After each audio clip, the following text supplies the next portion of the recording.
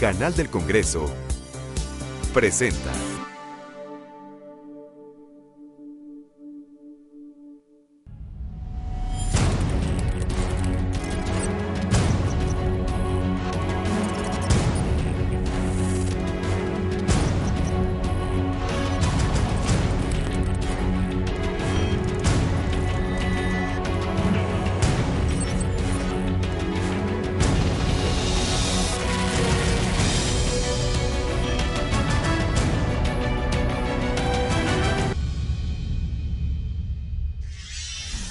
Bienvenidos a la serie 911, El Mundo 10 años después, este programa que clausura esta serie sobre terrorismo internacional. Una vez abordado junto con una variedad de expertos nacionales e internacionales las claves del terrorismo internacional, su problemática, sus dilemas, vínculos, métodos de lucha, así como sus casos más representativos, es que el día de hoy se busca hacer un balance general de los atentados terroristas del 11 de septiembre del 2001 en contra de Estados Unidos. En esta sexta y última mesa de reflexión, buscamos guiar el debate para arrojar las grandes lecciones y aprendizajes del terrorismo internacional, los actores que ganan y pierden en la escena terrorista y contraterrorista, así como el futuro que se vislumbra cuando hablamos de este flagelo que de alguna manera afecta al mundo entero.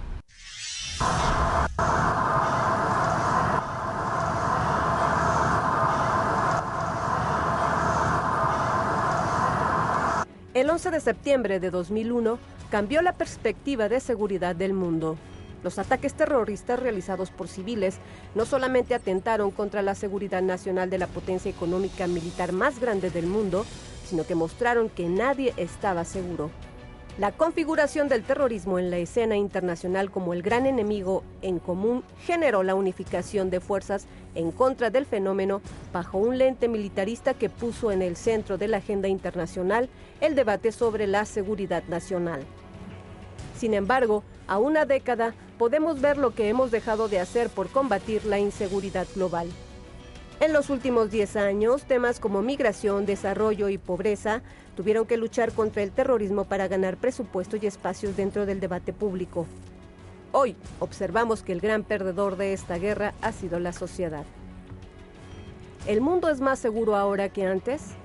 ¿Cuáles son las lecciones de aprendizaje clave del terrorismo? ¿Debemos de reorientar la estrategia antiterrorista bajo otros principios y acciones? ¿Se ha combatido de manera eficaz el fenómeno? Las preguntas respecto al tema siguen surgiendo. Sin embargo, otra de las preguntas obligadas es sobre el futuro del terrorismo y la lucha antiterrorista global. Un mundo sin terroristas se presenta como una realidad utópica y fuera del alcance. Mirar en perspectiva haciendo un balance de los hechos resulta hoy más necesario que nunca. La muerte de Osama Bin Laden, las primaveras árabes, la crisis económica internacional, la hambruna, la pobreza, la coyuntura en general, nos exige replantearnos el tema a cada momento para adecuar las estrategias a las nuevas realidades que vivimos. Ante la amenaza latente del terrorismo, el mundo, 10 años después, ya no es el mismo.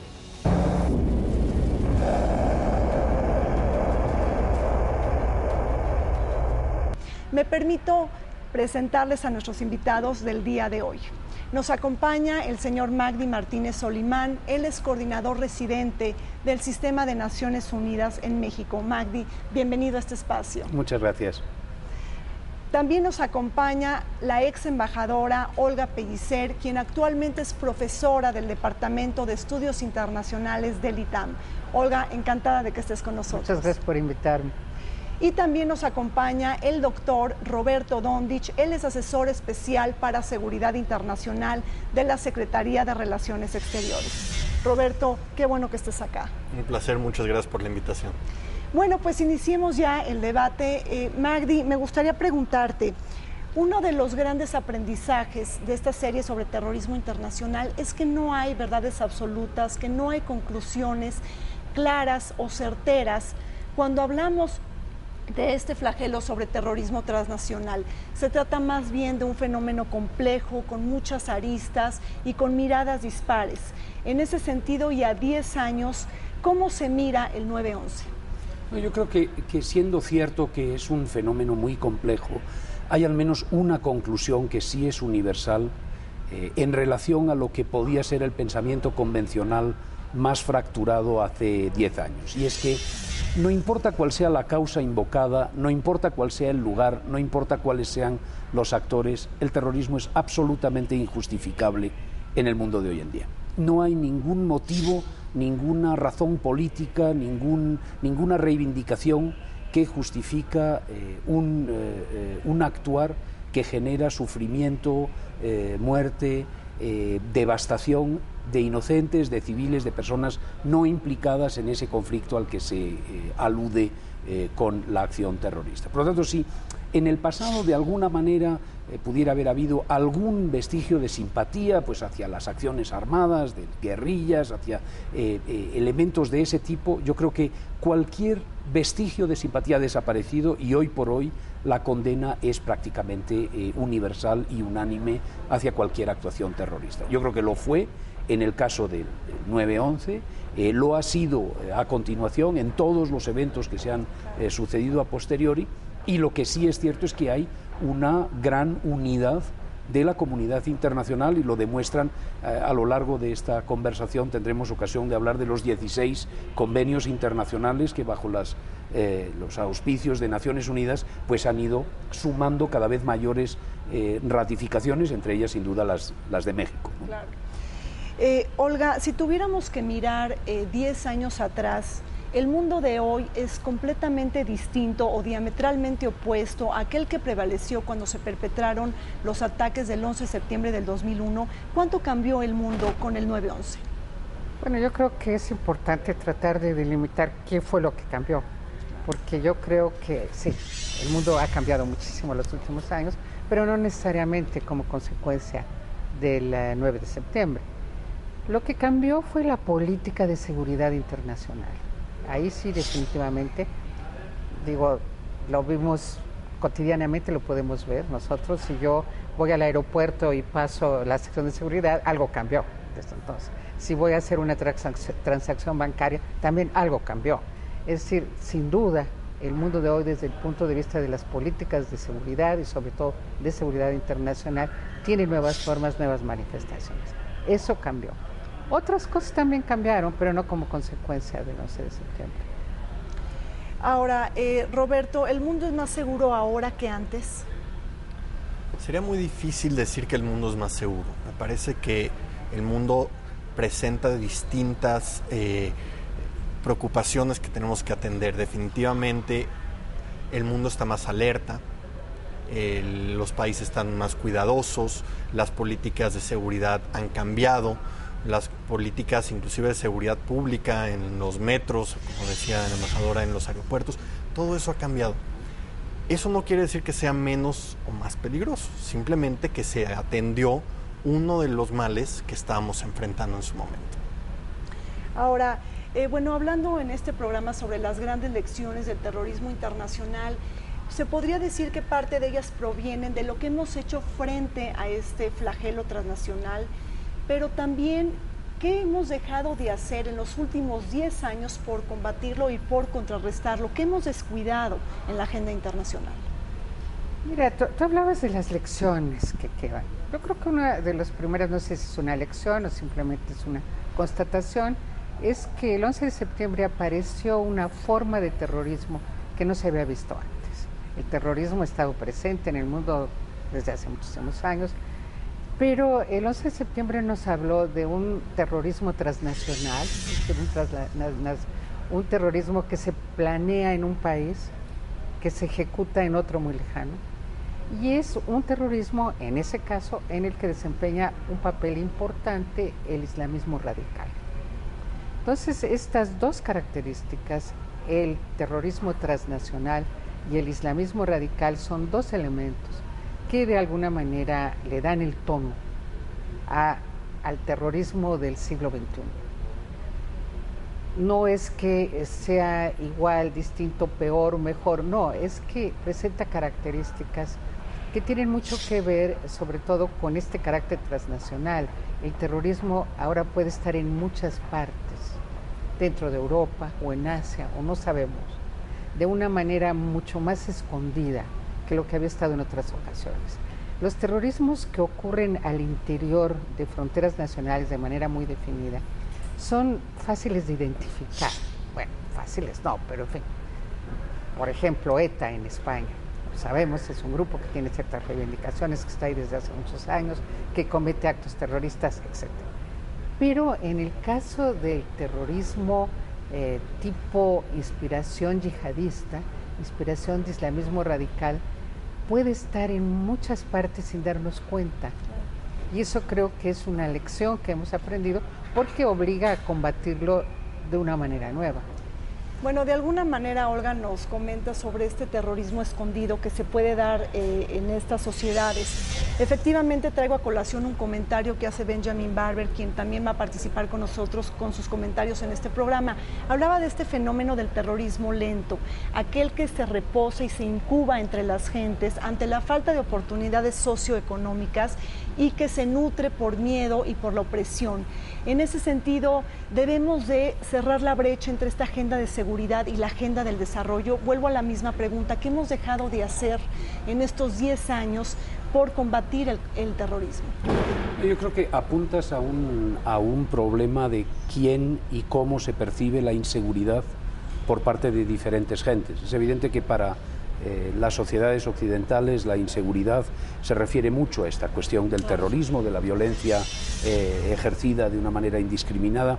Para las poblaciones, las grandes masas desfavorecidas en Asia y en África, la inseguridad es inseguridad alimentaria, es inseguridad humana. Pero sí quisiera volver al punto de decir que ha dejado de existir, creo, como elemento de reflexión, la de que el caldo de cultivo puede justificar la acción terrorista. Es decir, que la pobreza, la opresión, las situaciones de falta de libertad o las reivindicaciones cualesquiera que sean, son suficiente justificación para una acción del tipo y de la maldad intrínseca, de la violencia y de la crueldad de la que se valen los grupos y las organizaciones terroristas. En una palabra, no hay ya justificación, por más que somos bien conscientes de que efectivamente siguen existiendo en el mundo situaciones absolutamente intolerables, tanto de opresión política como de falta de oportunidades sociales. Roberto, ¿quieres agregar algo? Yo creo que tenemos que hacer una clara distinción entre los tipos de terrorismo que estamos hablando. Si estamos analizando lo que se vivió en el 11 de septiembre, estamos hablando de un terrorismo que también tiene una razón de ser ideológica, no únicamente una razón de ser social. Además, que estoy completamente de acuerdo con lo que Magdi explicaba, de que no hay justificación alguna, pero esto es otra cosa, esto es otra bestia, tenemos que entenderlo desde esa perspectiva. Me parece que esa es la diferencia y eso es lo que ha cambiado. Nos enfrentamos a un terrorismo transnacional, fuerte, dirigida contra la máxima potencia militar mundial. Eso es algo que no habíamos visto. Habíamos visto ataques en las periferias, en los momentos de las grandes colonias, en las colonias, pero no dentro del corazón de una de las grandes potencias. Eso es lo que cambia y hay que entenderlo entonces qué hemos hecho contra ese tipo de terrorismo. Ahora, se dice que la lucha contra el terrorismo internacional de alguna manera se ha focalizado, se ha concentrado más en sus efectos que en sus causas. Es decir, hemos privilegiado políticas reactivas y no tanto preventivas. ¿Cuál es el rol de la prevención en el terrorismo? Yo creo de nuevo, y aquí coincido plenamente con lo que estaba diciendo Roberto, que tenemos que tener claro de qué clase de terrorismo estamos hablando. Porque no es lo mismo un terrorismo que está inspirado por reivindicaciones religiosas o por reivindicaciones ideológicas o por reivindicaciones nacionalistas, porque el diagnóstico que hagamos de las causas del terrorismo tiene mucho que ver con a partir de qué tipo de reivindicación. Hay veces que esas reivindicaciones prácticamente no existen. Digo, hace unos días hemos visto actos que podemos calificar de terroristas en donde sería muy difícil decir que se encuentran reivindicaciones de tipo religioso o de tipo nacionalista. No, son reivindicaciones de violencia absoluta por intereses económicos y eso se combate de una cierta manera. No es que el terrorismo no se deje o no de combatir, es que si no entendemos que lo mueve, pues va a ser difícil este tema de la prevención. Ahora, yo encuentro, perdón que me extienda, a mí me inquieta, me preocupa mucho ver, por ejemplo, que se han hecho bastantes esfuerzos en algunas sociedades occidentales por incorporar a los grupos islamistas radicales con objeto de que adopten los valores de otras sociedades. Y sin embargo, y esto me parece particularmente alarmante, pero lo hemos visto en los casos de Londres, lo hemos visto en algunos intentos de actos terroristas en Estados Unidos, quienes los perpetran son miembros de sociedades que en principios ya se hicieron grandes esfuerzos por incorporarlas a otro mundo de valores. Y sin embargo, encontramos que esos grupos vuelven a un origen ideológico, religioso, que pregona la violencia. Entonces, ¿cómo prevenir? No es una pregunta fácil.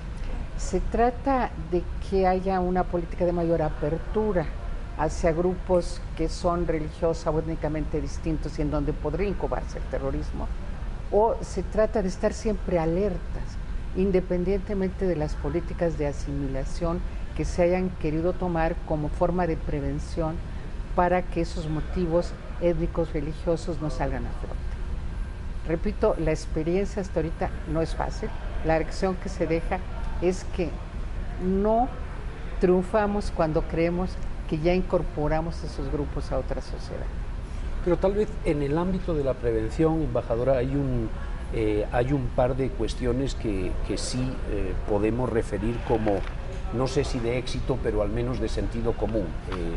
La mayor parte de los grupos y de las actividades terroristas de carácter o inspiradas en ese radicalismo islámico se producen en países que tienen dos elementos en común. Uno, falta de oportunidades sociales para la gente joven, y dos, falta de libertades públicas y de desahogo de canales de gobernabilidad democrática. Perdóname, pero ¿cómo verías el caso de Londres, por ejemplo? O sea, son casos en este contexto de exclusión, yo creo, vivida de manera muy dramática dentro de las sociedades que tratan de asimilar. Pero la reivindicación y el origen de eso no está en Londres, Inglaterra, está más bien en Yemen y en Arabia Saudí y en Pakistán y en Afganistán.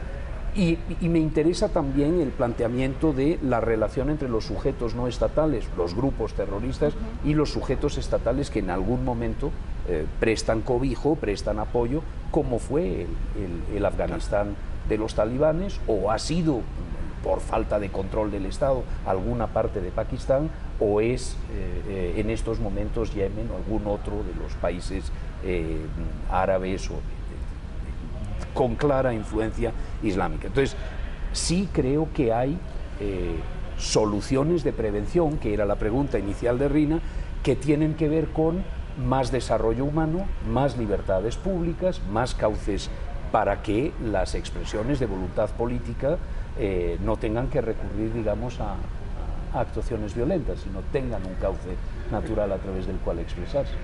Yo creo que hay algo muy interesante. Si bien sí existe una cuestión de la importancia de crear los canales de expresión, también tenemos que ver que en este tipo de terrorismo especial que estamos viendo, ¿quiénes son los líderes? O por lo menos los líderes públicos. Gente estudiada, gente con dinero, gente muy bien posicionada en sus sociedades. Por eso es tan interesante este efecto, porque es un terrorismo ideológico. Definitivamente el 11 de septiembre sí es un parteaguas, y es un parteaguas también por lo que estabas diciendo al final, Magdi. Esto es una situación donde grupos no estatales están ya sea aliados con estados o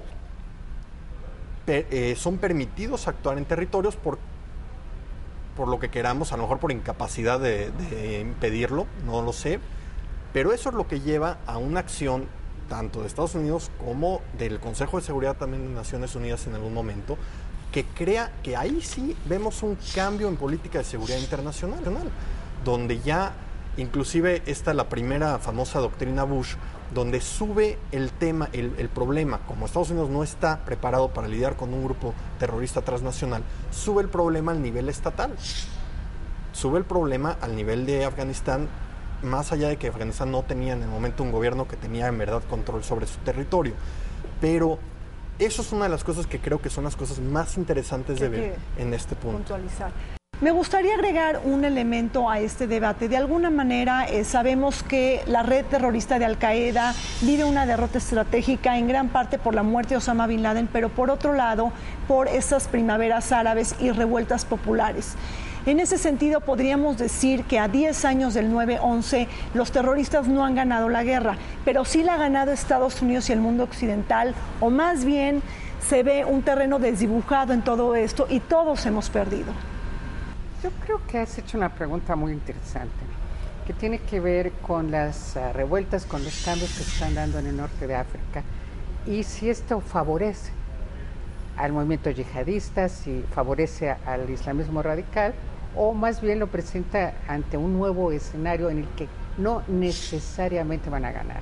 Yo creo que la solución no está resuelta todavía, pero creo que aquí veríamos... Hay posibilidades de que avance un islamismo democrático que cree en el Parlamento, que cree en los partidos políticos, que es lo que estamos viendo en el caso de Túnez, es lo que estamos viendo en el caso de Egipto. Y ahí diríamos que el movimiento islamista, y qué bueno, desde luego, no necesariamente es un movimiento que se va a oponer a participación en partidos políticos, que no va a recurrir necesariamente a la violencia. Va a tener éxito este movimiento hacia un mundo más democrático, no estamos seguros. Va a ganar la tendencia radical que dice no participemos porque de todas maneras Estados Unidos sigue estando presente, sigue presionando a través del ejército, a través de otras fuerzas, mantengámonos como fuerzas violentas que lo que queremos es expulsar cualquier posibilidad de influencia de los Estados Unidos y reivindicar los actos terroristas a nombre de la instalación de estados islamistas. Eso no está resuelto todavía. Sí, es muy incierto. Y en algunos países está avanzando hacia una situación en que van a dominar los islamismos democráticos, digamos, y en otros no lo sabemos. Yo no sé qué va a pasar en Libia, por ejemplo. Yo creo que en tu pregunta había dos vertientes. Sí. Una, ¿quién gana con la eliminación de la cabeza estratégica y de la dirección de Al-Qaeda? Y yo creo que, aunque resulte duro decirlo así, pero yo creo que ganamos todos. Yo creo que el mundo está mejor al día siguiente de que Osama Bin Laden haya desaparecido de la faz de la tierra. Naturalmente que algunos habríamos preferido pues que hubiese sido apresado, que hubiese sido llevado a La Haya, que hubiese sido enjuiciado por crímenes contra la humanidad, pero la verdad es que este tipo de personajes tampoco aceptan, ¿verdad?, una invitación para amablemente subirse al helicóptero y ser acompañado. Son situaciones en las que hay que entender cuál es la lógica del operativo militar en el que se produjo su eliminación física. Por lo tanto, sí, de la misma manera que dijo el secretario general de Naciones Unidas, sentimos un gran alivio por la situación del éxito de la operación contraterrorista contra Osama Bin Laden. Sí, el más buscado del mundo. La segunda cuestión es ver, y nosotros también lo vemos con una enorme alegría, cómo estas primaveras árabes, estos movimientos de jóvenes, de mujeres, de representantes de tendencias islámicas moderadas, han sobrepasado completamente a estos grupos terroristas.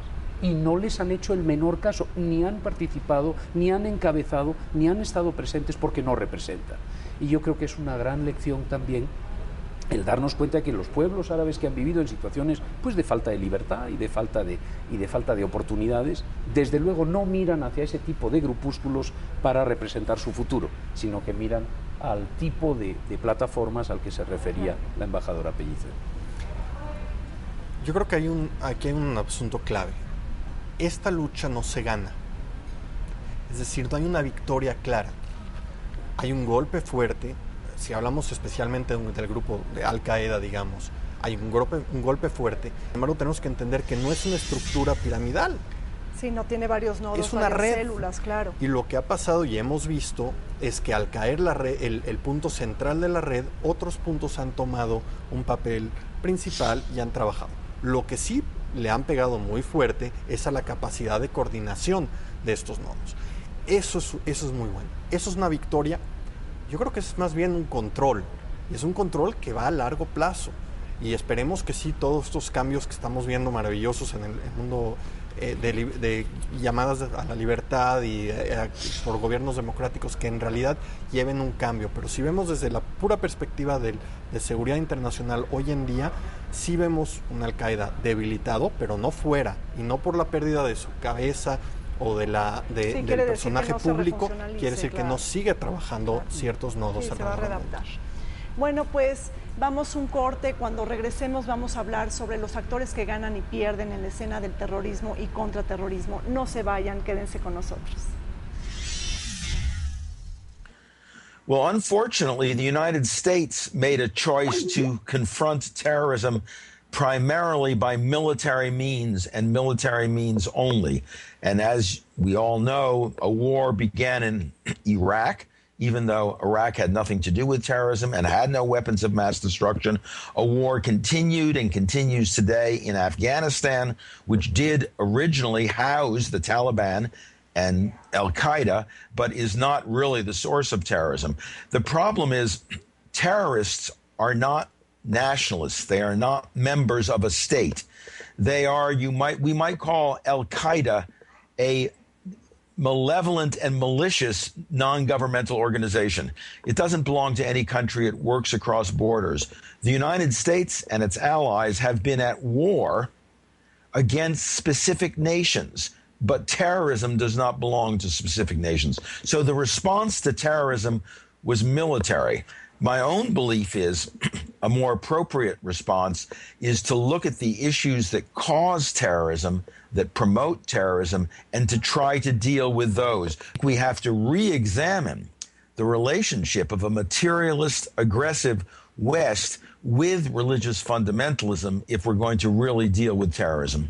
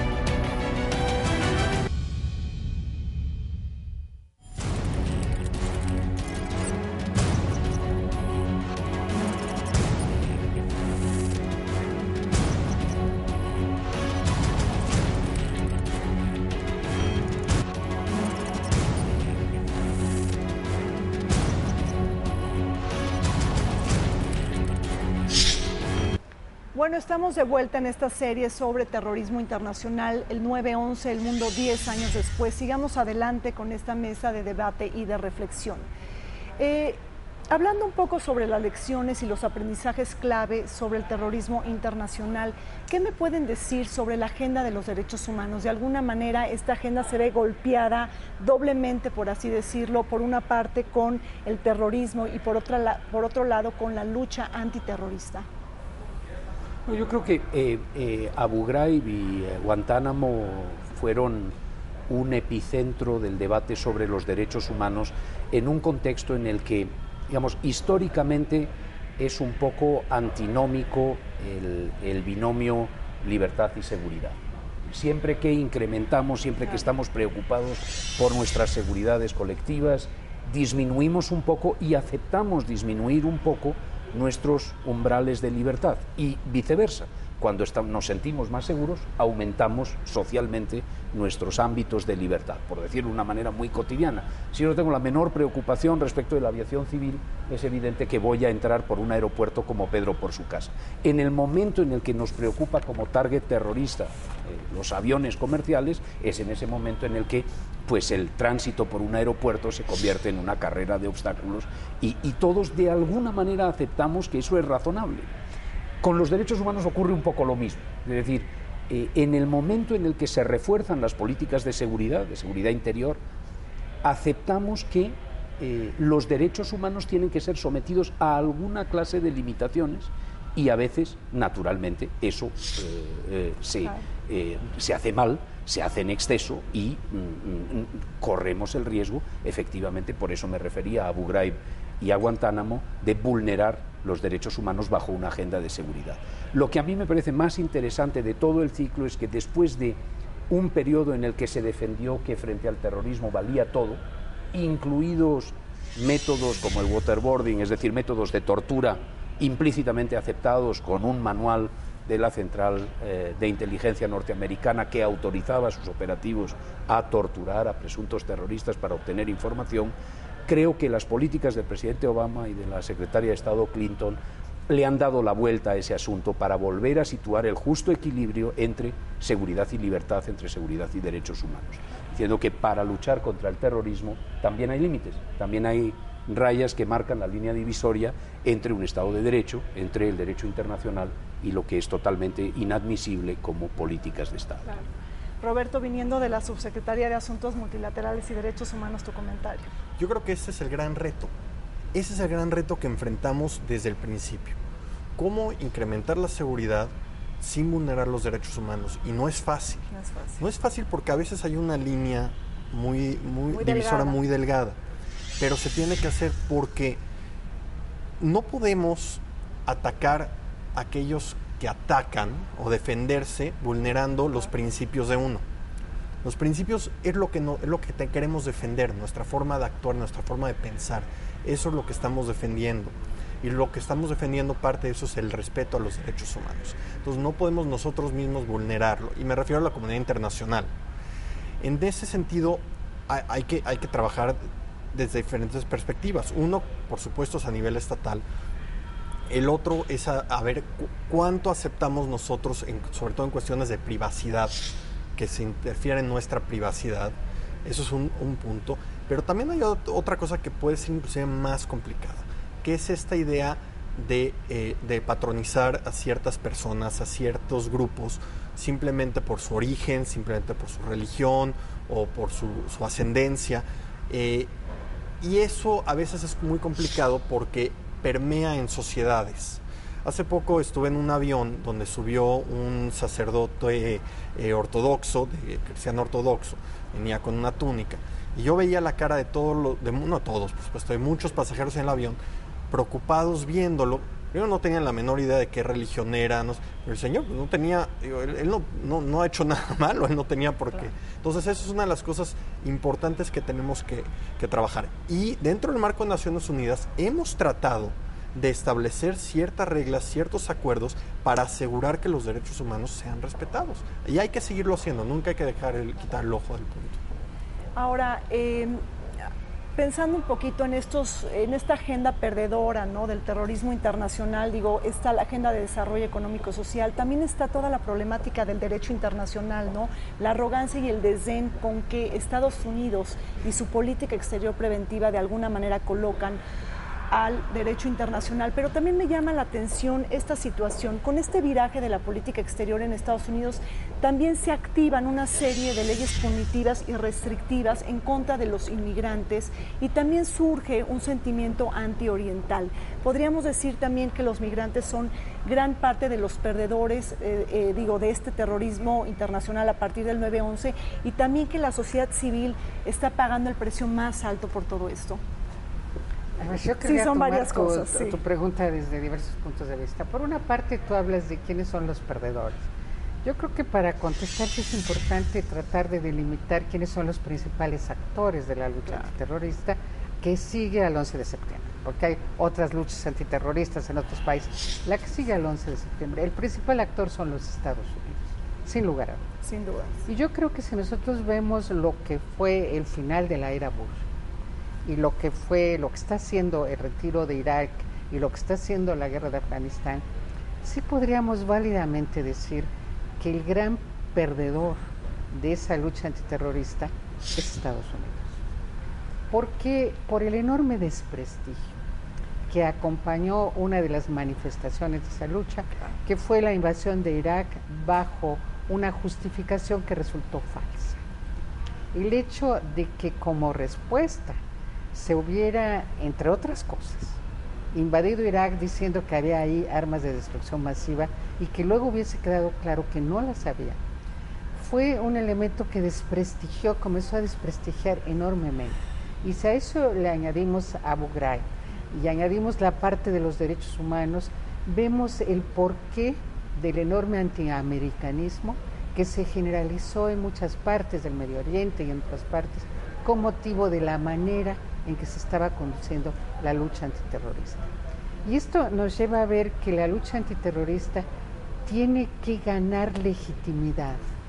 Muy importante. Se tiene que expresar de tal manera que la gente crea en eso. Yo creo en que está muy bien que me revisen antes de subir al avión, aunque me fastidia muchísimo, pero creo que está bien. Sin embargo, no creo que haya estado bien la forma en que se hizo la invasión de Irak, y creo que hay enormes dudas sobre si lo que está ocurriendo en Afganistán es correcto, dudas que están dentro de la sociedad norteamericana misma. Y si pensamos en uno de los grandes perdedores de la lucha antiterrorista, yo diría que un perdedor es, por ejemplo, Tony Blair. ¿Por qué? Porque no le perdonan en el Reino Unido que haya embarcado a su país en una lucha que se justificaba, al parecer, por el problema terrorista, pero que en realidad se justificaba por otros motivos. Claro, y tenemos el caso también de Aznar, de interés en el petróleo, de muchas otras razones que hicieron que apareciese muy falsa la razón que se dio originalmente. Entonces, bueno, te veo con ganas de discutir lo que estoy diciendo o de reafirmarlo. No tengo ganas de hablar de ganadores también, ya que hablas de perdedores, de quiénes son los ganadores, ¿no? Bueno, creo también que hay ganadores. Para decirlo muy rápidamente, creo que sin duda ha habido un adelanto muy grande en todo lo que son las políticas de inteligencia.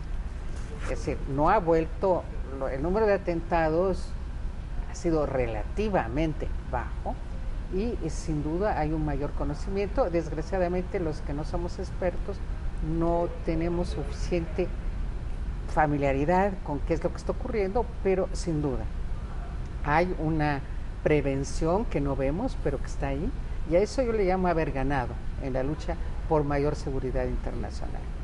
Creo que ha ganado un mundo normativo que nos coloca ahora frente a una serie de disposiciones, de normas para la seguridad de instalaciones, que sin duda dan una mayor seguridad internacional. Pero quiero saber a quiénes ves tú como ganadores que yo no mencionaba. Embajadora, los que has mencionado siempre me quitas la palabra, es porque aciertas en el diagnóstico. O sea, yo creo que quien gana es la cooperación internacional y yo lo veo desde dos puntos de vista. Uno, nosotros teníamos aparcados 16 convenios de Naciones Unidas contra el terrorismo que muchos estados no firmaron. Estados tenían reticencias, reservas, dificultades, y con el 11 de septiembre la verdad es que se produjo un movimiento muy claro hacia la cooperación para que no se financien grupos terroristas, para proteger instalaciones particularmente estratégicas, para proteger todavía más a la aviación civil o al tráfico marítimo, que también hay que recordar aquel Aquile Lauro y algunos atentados terroristas producidos sobre embarcaciones marítimas. La segunda vertiente de esa cooperación internacional es una cooperación entre los servicios de inteligencia y de seguridad sin precedentes, precisamente porque Estados Unidos no era visto como un aliado fiable por muchos países pues africanos, árabes, asiáticos. No había un buen intercambio de información de seguridad, que con el 11 de septiembre yo creo que se rompe ese hielo y los servicios de seguridad empiezan a trabajar de manera muy mano en mano, porque entienden que hay un enemigo común y que hay un riesgo común para las sociedades, ¿no? Y desde ese punto de vista se tumban muchos recelos. Y después creo que también ganan de alguna manera los que habíamos planteado que los derechos son muy importantes para conducir una lucha contra quienes vulneran los derechos. Es decir, también gana la agenda de los derechos humanos, precisamente porque en la lucha contra el terrorismo no vale todo. Tiene que haber límites y un Estado de Derecho tiene que manifestarse y demostrarse como tal en la lucha contra sus enemigos más acérrimos. Y ahí es donde los que practican terrorismo de Estado o actividades, digamos, francamente ilegales con arreglo al derecho internacional humanitario, a los derechos humanos, pues yo creo que pierden la batalla de la legitimidad moral. Esa es para mí la lección de Abu Ghraib y de Guantánamo, y la lección que yo creo que sí gana Obama o Clinton en la comprensión de que esa misma batalla se puede conducir de otra manera, de una manera respetuosa, de una manera inteligente, de una manera que no busca en los países árabes a un enemigo, sino al contrario a un aliado, para llevarla de manera más eficaz. Yo solamente añadiría unos ganadores, las posibles víctimas. O sea, tampoco podemos dejar de pensar que una de las acciones de seguridad internacional, si han disminuido, como dice la embajadora, relativamente los ataques, la gente que muere, bueno, pues es que esas relativas víctimas tampoco hay que dejar, esas posibles víctimas, digamos, no hay que dejarlas de tener siempre en la mente también. Claro, sí, los desplazados, los refugiados, las mujeres, los niños, los huérfanos, ¿no? Digo, efectivamente también, hay que tomarlo en cuenta. O sea, el evitar los ataques tiene también, hay gente que gana, ¿no? Los que no son afectados por los mismos. Claro. Y eso es una realidad que tenemos que tener en cuenta. Claro. Bueno, pues hacemos un corte. Cuando regresemos vamos a hablar sobre la influencia que ejercerá el terrorismo en el futuro. No se vayan. We will never eradicate terrorism. There will always be people, and there always have been people. This is true for hundreds of years. There will be people who are stymied, who have no power, and whose only option to them appears to be the use of violence, sometimes even against innocent people. Terrorism is an indication of powerlessness, the absence of power. People with real power, people with an air force, an economy, and a culture don't need terrorism. Terrorism is the last recourse of the powerless. So one way to deal with terrorism is to try to overcome the problems of powerlessness, to empower people so that they feel they can control their destiny without murdering innocent people. The world has never been safe since human beings were born. The reason we are not safe is because of human beings, unfortunately. And as long as there are human beings, we will not be safe from one another. So the question of safety is always relative. How safe are we? And the other question is, what other values do we also care about? If you believe in liberty, that's not very safe. In a tyranny, it's very interesting. There's very little terrorism in tyrannies, in autocracies and dictatorships, because in a police state, it's much easier to control terrorists. So where you have liberty, it will be a little less safe.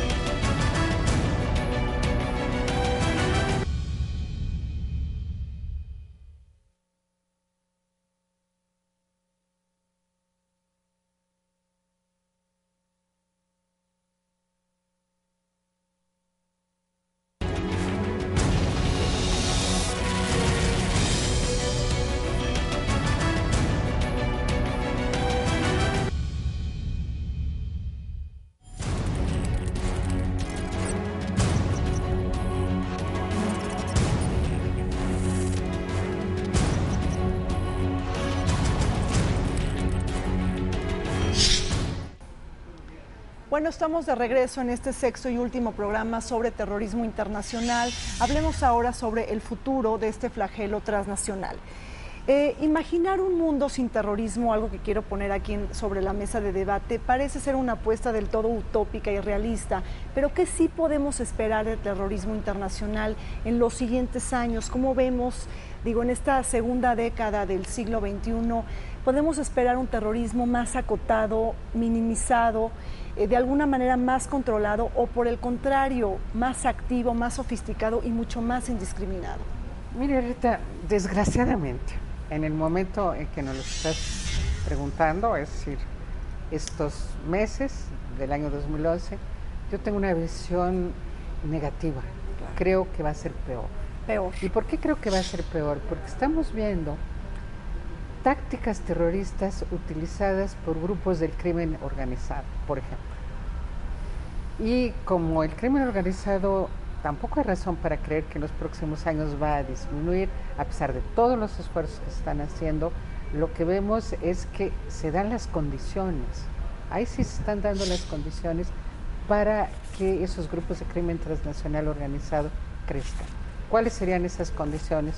La demanda de droga, la pobreza en muchos de los sitios, cuya juventud ve como una manera de encontrar un empleo, el participar en actividades delictivas ligadas con el crimen transnacional. Y bueno, en estos últimos días hemos visto actos, tanto barbáricos, aquí, sobre todo en nuestro país, desgraciadamente, que sí nos permiten hablar de acciones terroristas, entendiendo por acciones terroristas el que se trata de atemorizar, de causar daños en los grupos civiles con objeto de que se perpetúe una situación que favorece las ganancias de algún grupo. ¿Cuál es ese grupo? No lo sabemos, pero sabemos que es un grupo ligado a los grupos criminales, y las tácticas que están utilizando sí nos permiten hablar, yo creo, de terrorismo. Olga, me das una pauta importante, hablas de crimen organizado, yo lo pondría así sobre la mesa. La muerte de Osama Bin Laden, la crisis que está viviendo Al-Qaeda, el retiro de tropas de Estados Unidos de Irak y bueno, una posible salida de Estados Unidos de Afganistán, creo que el presidente Barack Obama ha dicho que no antes del 2014, dejan un vacío en los parámetros de seguridad en Estados Unidos que de alguna manera pueden provocar una redefinición de la agenda de seguridad en Estados Unidos, y en ese sentido América Latina y México se podrían ver afectados tomando en cuenta que estamos frente a una guerra frontal y abierta contra el narcotráfico y el crimen organizado. Es difícil hacer vaticinios de lo que ocurrirá. Es evidente que Estados Unidos no puede mantener ni tampoco lo quiere Irak, una presencia indefinida en aquel país. Creo que es ya muy larga la presencia ahí, y el coste para todas las economías de quienes participan de aquella operación.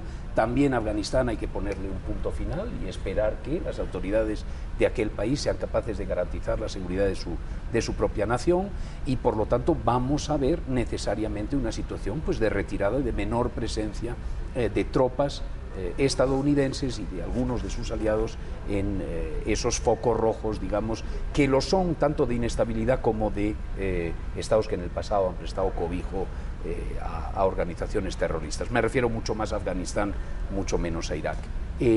Lo que es difícil de prever, yo tengo alguna esperanza en procesos políticos, digamos, también ha habido procesos políticos que han terminado con situaciones de terrorismo muy enquistadas. Por ejemplo, los acuerdos del Good Friday, los acuerdos del Viernes Santo, que terminan con la situación de confrontación entre el grupo terrorista, el Ejército Republicano Irlandés, y la situación que se daba en Irlanda del Norte.